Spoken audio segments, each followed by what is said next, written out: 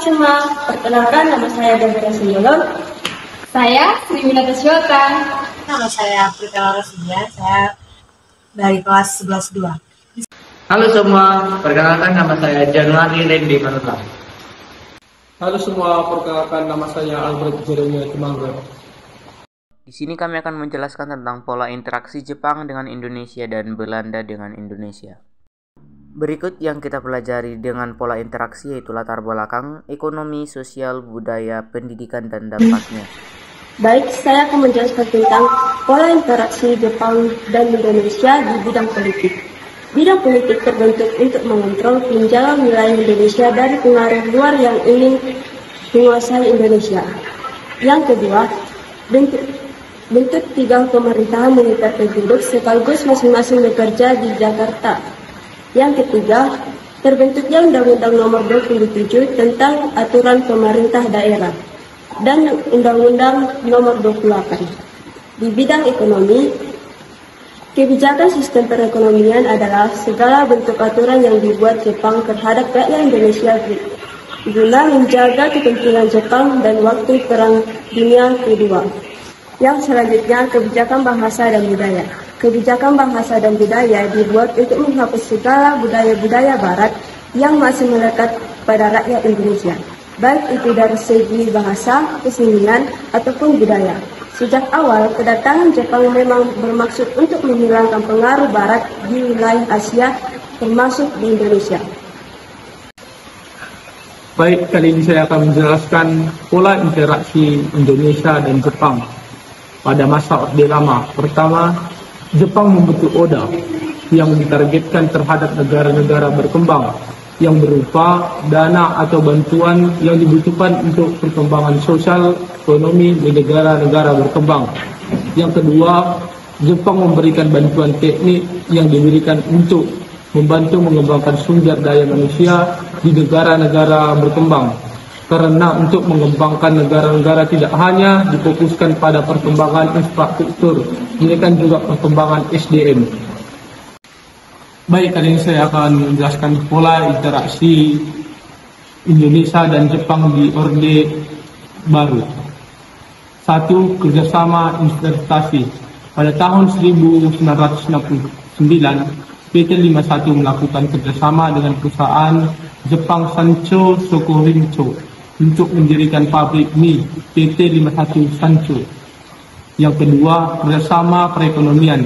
Jepang menanamkan investasi asing di berbagai sektor industri Indonesia seperti laut, kehutanan, pertambangan, kimia, dan manufaktur. Yang ketiga, bantuan luar negeri. Jepang memberikan bantuan luar negeri kepada Indonesia melalui Japan International Cooperation Agency. Selanjutnya, masa reformasi Jepang dan Indonesia. 1. Pada tahun 2007, Indonesia dan Jepang kemungkinan menyepakati perjanjian ekonomi Partnership Agreement atau EPA, yaitu perjanjian antara Indonesia dan Jepang dalam hal perdagangan dan penanaman modal. Dengan EPA sendiri memberikan kesempatan untuk melakukan ekspor-impor dengan tarif yang cukup rendah.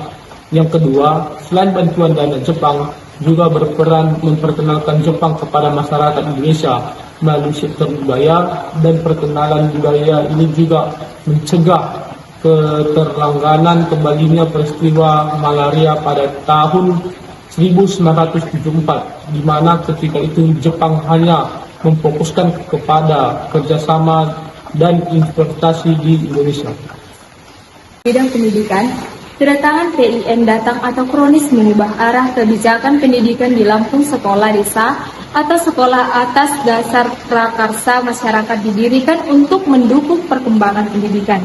Contoh, di Lampung program kolonisasi pada tahun 1937 jumlah sekolah desa yang didirikan di Lampung adalah 42 sekolah yang tersebar secara merata di luar dua orde Afdeling. Yang kedua, politik. Yang pertama, politik David Impera untuk mengandung domba dalam menghadapi perlawanan penguasa lokal. Kedua, Belanda melakukan intervensi terhadap persoalan kerajaan, contohnya tentang pergantian tahta kerajaan. Di sini saya akan menjelaskan pola interaksi Jepang dengan Indonesia yang memiliki dampak negatif dan juga dampak positif. Dampak negatifnya ialah yang pertama itu banyaknya eksploitasi secara besar-besaran, baik eksploitasi sumber daya manusia dan juga sumber daya alam.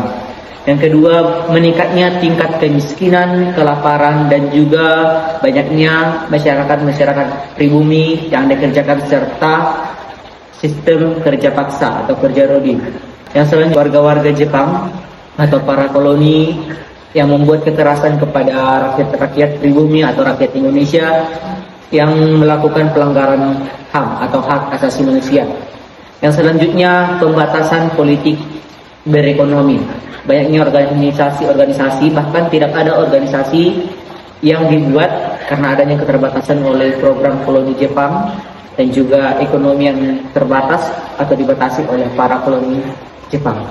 Yang selanjutnya, dampak positif. Dampak positifnya ialah adanya penyebar agama Kristen yang ada di Indonesia dan juga banyaknya bangunan-bangunan seperti jalan raya untuk memudahkan sistem aktivasi kegiatan manusia walaupun dalam sistem kerja dipaksa atau tentang Romusa. Yang selanjutnya, banyaknya sistem irigasi air yang dibuat oleh Belanda untuk mensukseskan perkebunan dan juga pertanian yang ada di Indonesia.